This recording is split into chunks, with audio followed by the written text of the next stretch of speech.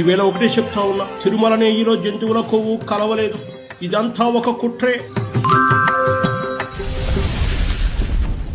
ఏ కరుణాకర్ రెడ్డి, ఏ సుబ్బారెడ్డి బాబాయ్, చుక్క పాలు కూడా వాడద్దు. కేజీకి 25 రూపాయలు లంచం నా టేబుల్ మీద ఉండాలా.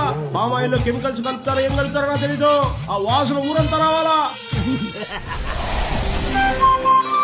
ఆవు సరిగ్గా గడ్డి తినకపోయినా నెయ్యి వాసన మారుతుంది తప్ప కల్తీ జరగలేదు. నా హయాంలో స్వచ్ఛమైన నెయ్యితో లడ్డూ ప్రసాదం చేయించిన.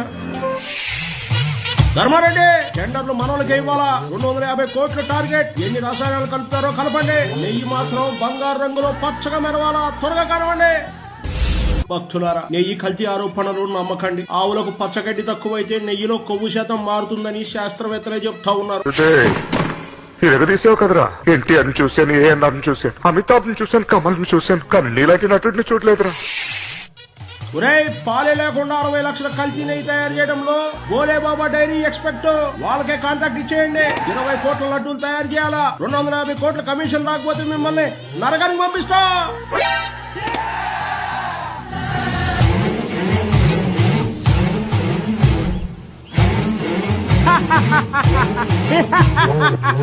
ఏ